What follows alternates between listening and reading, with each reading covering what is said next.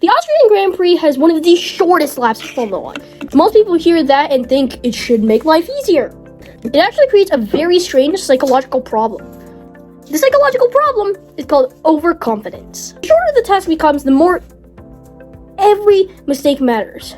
A basketball player can miss a shot and take another one. A football team can recover from a bad pass. At Red Bull Racing, a lap over in about 60 seconds. There is a very little time to compensate for anything. That changes how drivers think. Psychologists call this error sensitivity. The smaller the margin is for recovery, the more attention people will devote to preventing mistakes. Sometimes that improves performance, sometimes it does the opposite. The Austrian Grand Prix sits right in the middle of that tension. Drivers have to push hard enough to find speed whilst resisting the urge to over-control the car. Now, here's where it gets interesting. The part comes. The first 3 braking zones are crucial ones. Turn 1, turn 3, turn 4. Yes, not turn 2. All 3 ask the same question. How late are you willing to brake? Most fans think braking is about courage. Engineers think braking is about probability. Every driver is trying to arrive at the exact point where the tires produce a maximum grip without locking. A few meters too early costs time. A few meters too late costs much more than time.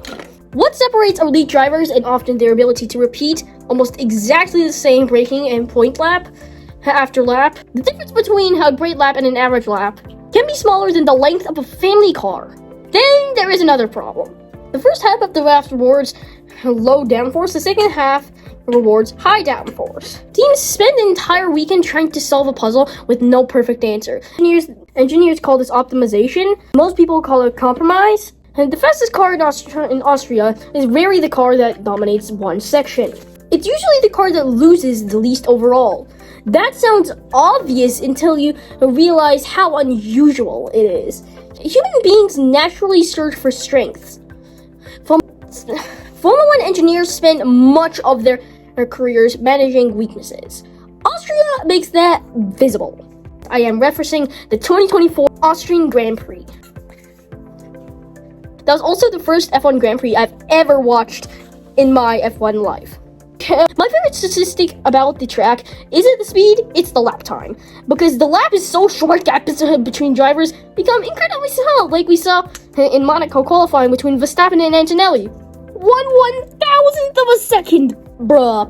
Yeah, that's a millisecond, if you're wondering. A millisecond! A tenth of a second sounds insignificant. Because the lap is so short, gaps between drivers become incredibly small. A tenth of a second sounds insignificant. Blink your eye, that's more than a tenth of a second. Yet at Austria, a tenth can move a driver several positions up or down on the grid. The track turns any difference, tiny differences by the way, into visible results, which brings us to the real reason engineers care about Austria so much. The circuit acts like a measurement tool. Long, complicated tracks can hide problems. Austria tends to find them. Also, if I've pronounced Australia a few times in this video, I'm so sorry. Look, I've actually been to Austria 4 times already, but it just sounds so similar. Australia.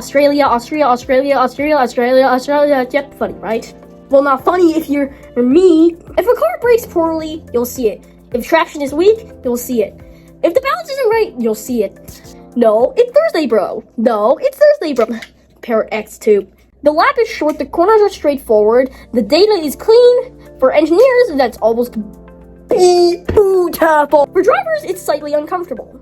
Because at the Austrian Grand Prix, the stopwatch has very few distractions. It measures exactly how fast you are, and sometimes the answer is not what a team is hoping to discover. I'm TheMiniCommentatorChris. I'm about to hit the DRS zone.